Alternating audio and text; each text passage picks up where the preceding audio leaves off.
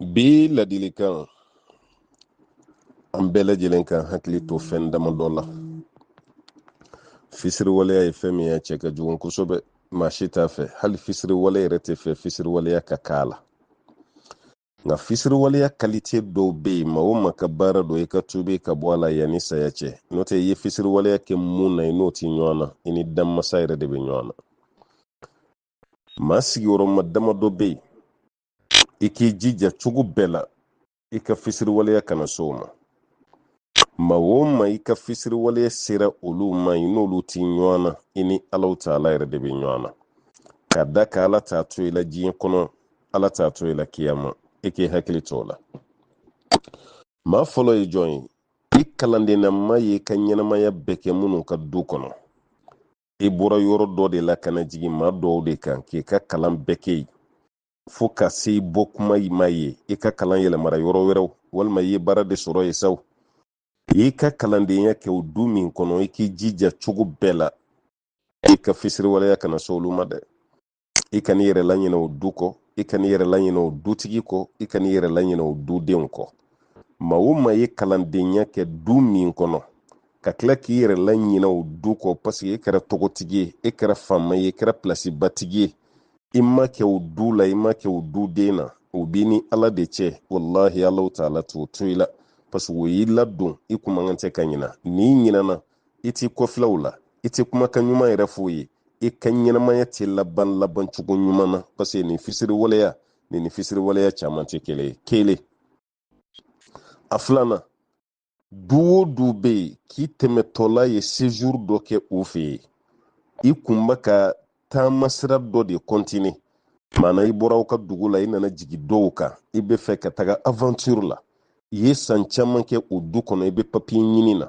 I ka to o du, i ka na o du, i ka fɛrɛbɔ o du, i ka si yɔrɔ, i y'o bɛɛ kɛ o du kelen de kɔnɔna na. I selen i ta yɔrɔ la, i ka ɲinɛ o dutigi kɔ. I selen i ta yɔrɔ la, i ka ɲinɛ o du kɔ. Wallahi Ala t'o fana to i la. Maa ye hali tile kelen kɛ du min kɔnɔ, kana ɲinɛ a du kɔ, kana ɲinɛ a dudenw kɔ. Kuma tɛ e ye san caman kɛ du min kɔnɔ, e ka tila ka ɲinɛ o du kɔ, ka ɲinɛ o dutigi kɔ. Ala t'o to i la. O fisiri waleya sugu, o man di Alahu Taala ye. Fisira si man di Ala ye dɛ, nka bolofa bɛ nin kan fi la. A sabanan, mɔgɔ o mɔgɔ kɛra sababu ye ka baara ɲini ka d'e ma, a kɛra jago ye saw, a kɛra business ye saw, a kɛra baara o baara ye, maa o maa kɛra sababu ye ka baara dɔ ɲini ka d'e ma, o baara dɔ ye baara halalalama de, walasa i k'i dahirimɛ ɲini o baara sira fɛ, i kana ɲinɛ o tigi kɔ dɛ.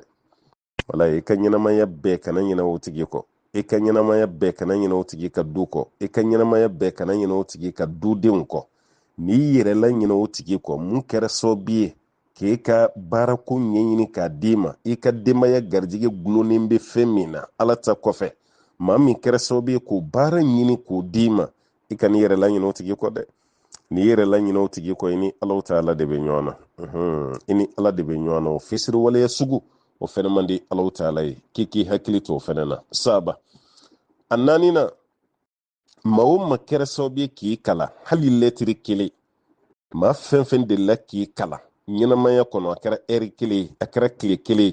maa fɛn fɛn delila k'i kalan san kelen, kana bila o tigi la dɛ. Ala, maa o maa delila k'i kalan, kana bila a tigi la maa la. I karamɔgɔ de ye karisa ye, a y'i kalan, i kun t'a dɔn ale de y'i kalan a la. Maa o maa y'i kalan i ka ɲɛnamaya ko dɔ la, k'i kalan i ka diinɛ ko dɔ la, kalan sugu min don sariya jɛnnen bɛ ni minnu ye, maa o maa y'o kalan dɔ sira yira i la, n'i bilar'o la i n'o tigi tɛ ɲɔgɔn na, i ni Alahu Taala de bɛ ɲɔgɔn na. I karamɔgɔ kana bila a la fo ka taga saya s'i ma, ko gɛlɛyara cogo cogo kana bila i karamɔgɔ la. Naani, a duurunan, cɛ o cɛ, e ye muso ta waati min na fɛn t'i bolo,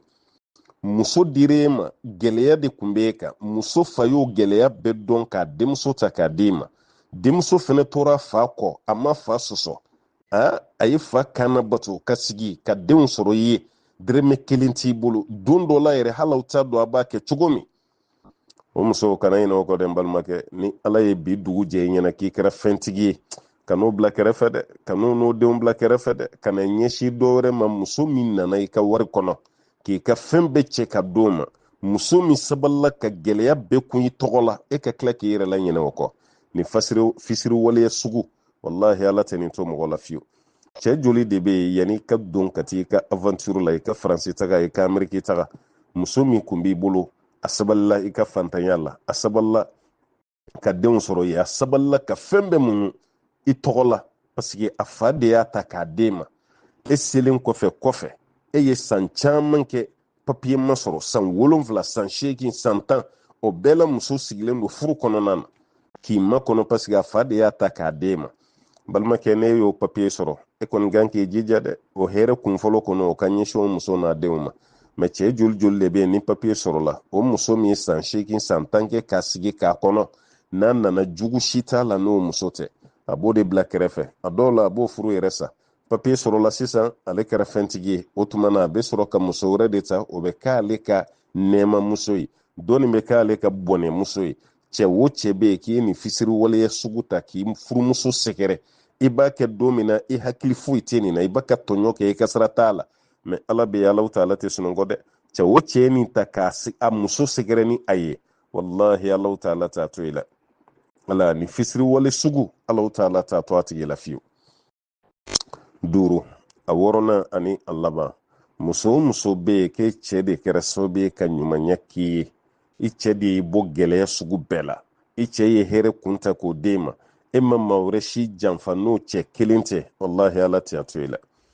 cɛ caman y'i to jamana kɔnɔ n'o ye k'i to a ka aventure yɔrɔ la a donnen kɔfɛ Ameriki a hakili jiginna mɔgɔ fɔlɔ min na o y'a furumuso ye k'o ka papiyew dilan k'o bɛɛ ɲɛnabɔ k'o ladon a donnen kɔfɛ Faransi walima Europe dugu o dugu a hakili jiginna mɔgɔ fɔlɔ min na o y'a furumuso ye o tuma a y'o ka papiye dilan k'o ladon hali a tatɔ la a ba balimamuso bɛɛ ye cɛ kɛlɛ k'i kana muso ladon mais cɛ ye a muso ladon parce que sariya ko cɛ bɛ yɔrɔ min na muso ka ɲi a kɛrɛfɛ o muso ladonnen ka san damadɔ kɛ a taara muso wɛrɛ minnu sɔrɔ yen olu commencera ka daji kunaw de tutu a da kɔnɔ sisan yen jamana lahala k'olu fɔ a ye juguman y'ale la tuguni n'a furu cɛ tɛ waati bɛɛ a bɛ polisi wele o furu cɛw de kama waati bɛɛ o furu cɛ de tɔgɔ jugu b'a da waati bɛɛ ale de bɛ boli fo kana furu jɛkoya sa ka furu kɛnɛ sa ka boli ka bɔ a furu cɛ kun ka taga yɔrɔ wɛrɛ walima ka taa sigi muso gana yɛrɛ la cɛ min ye bɔ ni gɛlɛya bɛɛ la k'i bɔ lɔgɔci la k'i bɔ pusɛri la k'i bɔ gabugusisi la k'i bɔ jitaba nin na k'i bɔ